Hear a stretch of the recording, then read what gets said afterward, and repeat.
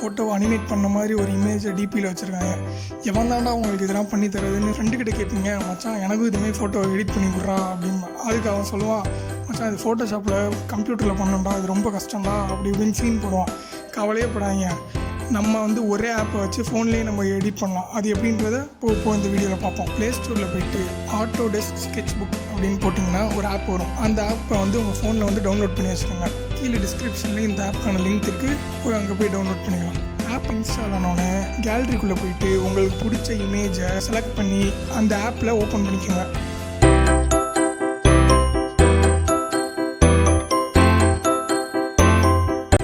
Right side கார்னரில் இருக்க ஆப்ஷனை செலக்ட் பண்ணி ஒரு லேயர் இன்சர்ட் பண்ணிக்கோங்க. அப்புறம் பென்சில் டயக்ராம் போட்டு ஆப்ஷனை டச் பண்ணி லைப்ரரிக்குள்ளே போயிட்டு உங்களுக்கு எந்த பென்சிலில் வரைய வருமோ கம்ஃபர்டபுளாக வருதோ அதை நீங்கள் சூஸ் பண்ணிக்கோங்க. நான் ஃபவுண்டைன் பென் யூஸ் பண்ணுறேன். அப்புறம் சைஸை உங்களுக்கு தேவைப்படுற அளவுக்கு வச்சுக்கணும். கலர் சூஸ் பண்ணிக்கோங்க. கலர் உங்களுக்கு எதில் வரையணுமோ அதை வச்சுக்கோங்க.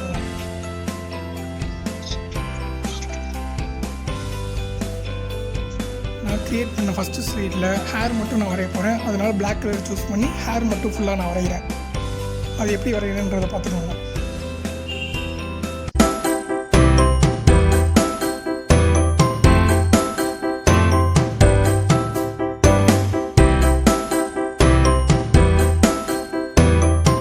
அந்த லேயரில் ஹேர் வரைஞ்சி முடித்தோடனே புதுசாக ஒரு லேயர் க்ரியேட் பண்ணி சைடில் அந்த மேலே டாப்பில் இருக்க கலர் பிக்கை செலக்ட் பண்ணி மேலே இங்க் ஃபில்லர் மாதிரி ஒரு சிம்பிள் கொடுத்துருக்காங்கல்ல, அதை டச் பண்ணி எடுத்துக்கிட்டு நம்ம முகத்தோட கலருக்கு மேட்ச் ஆகிற மாதிரி அதில் வச்சிங்கன்னா உங்களுக்கு ஒரு கலர் காட்டும். அந்த கலரை சூஸ் பண்ணி அதுக்கப்புறம் வரைய ஆரம்பிக்கலாம்.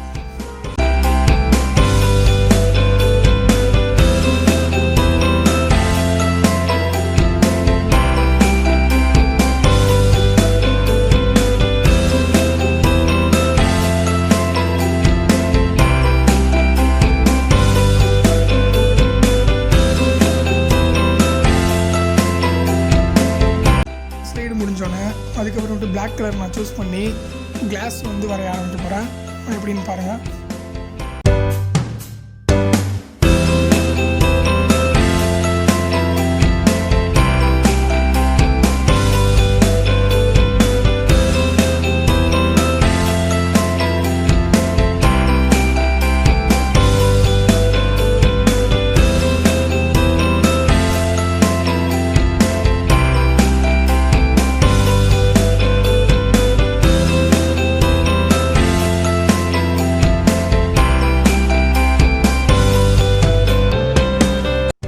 இந்த மாதிரி ஒவ்வொரு லேயராக ஆட் பண்ணி தனித்தனி இமேஜாக வரைஞ்சி எடுத்து வச்சுக்கோங்க. கடைசியில் அது எல்லாத்தையும் மர்ச் பண்ணிங்கன்னா உங்களோட ஃபோட்டோ ஃபுல்லாக வெக்டர் ஆர்ட் பண்ணி ஒரு இமேஜாக வரும். அதை நீங்கள் சேவ் பண்ணி எடுத்து வச்சு டிபியில் வச்சுக்கலாம்.